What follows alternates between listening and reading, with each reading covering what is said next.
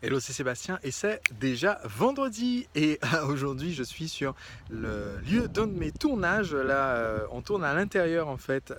Ça ressemble au château de Moulinsart. C'est pas le château de Moulinsart, c'est le château de Clermont et c'est là que vivait Louis de Funès.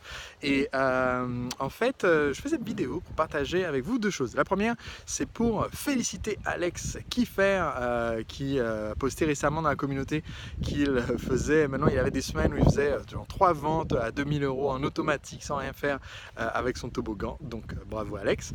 La deuxième, c'est aussi pour fêter que récemment on vient de dépasser les 1 million de vidéos vues sur YouTube par mois. Sur YouTube, non, pas encore. Sur Facebook, 1 million de vues sur mes vidéos sur Facebook dans le dernier mois, donc c'est pas mal. Prochaine étape par semaine, mais déjà ça se fête 1 million de vues par mois. Et je voulais profiter de cette vidéo d'aujourd'hui pour vous donner un petit conseil par rapport à ça, qui est que, vous voyez, en fait, par rapport au volume de vidéos que je crée, je reçois beaucoup de commentaires. D'ailleurs, je reçois même plus par vidéo maintenant qu'avant, ce qui me fait supposer que les vidéos sont un peu plus intéressantes ou mieux structurées pour les vidéos du lundi, du jeudi, les podcasts et tout. Et du coup, il y a plus de commentaires par vidéo. Mais maintenant qu'il y a de plus en plus de gens qui les voient, surtout sur Facebook, où il y a des commentaires de qualité très variée, eh bien, ce qui est important, c'est d'être dans la conversation, de participer à la conversation, aux échanges, de lire ce que disaient les gens, mais en même temps de ne pas être affecté par les commentaires. Sur Facebook, il y a des commentaires vraiment dégradants, de gens qui utilisent des pseudonymes, enfin, il y a des commentaires nuls. Donc, comment faire? Eh bien, en fait, il faut savoir que toutes les plateformes, Facebook, YouTube, votre blog WordPress, toutes les plateformes vous permettent de mettre un filtre de modération avec des mots-clés. Et donc, au fur et à mesure du temps, vous pouvez enrichir ce filtre avec tous les mots bizarres ou tous les mots d'insultes qui sont hors sujet sur votre chaîne et que les gens peuvent poster sous vos vidéos.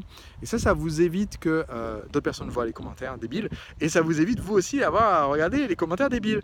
Donc, évidemment, au début du filtre, vous n'avez pas beaucoup de mots. Vous allez mettre ce qui vous vient à l'esprit, genre est-ce qu'un commentaire qui a le mot arnaque devrait être sur mes vidéos? Je pense pas, donc on met arnaque dans la liste.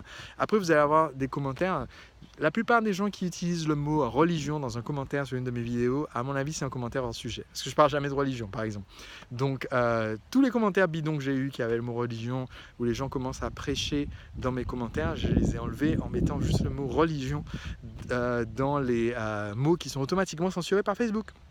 Et en fait, si vous êtes membre de ma formation La Machine à Vendre, sachez que dans le module, une fois que vous avez créé votre toboggan, dans la suite de la machine, vous avez un module qui vous parle de comment créer votre contenu gratuit. Et dans ce module, je vous donne mon filtre de modération pour que vous puissiez directement l'utiliser dès le départ et filtrer tous les commentaires débiles et toutes les insultes et tous les gros mots et bref que les gens peuvent mettre et qui diminuent l'efficacité et l'intérêt de vos vidéos.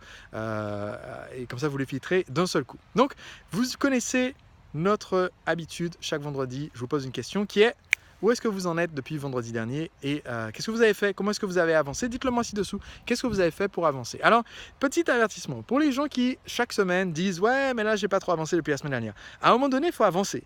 Donc, ce que je veux savoir, c'est pas depuis combien de temps vous êtes bloqué à rien faire, c'est qu'est-ce que vous avez fait, même si c'est minuscule, pour avancer ne serait-ce que d'une petite case dans votre feuille de route depuis la semaine dernière, et qu'est-ce que vous allez faire d'ici la semaine prochaine pour avancer ne serait-ce que d'une petite case dans votre feuille de route et continuer de progresser vers votre liberté d'entrepreneur. C'est parti, dites-le moi dans les commentaires.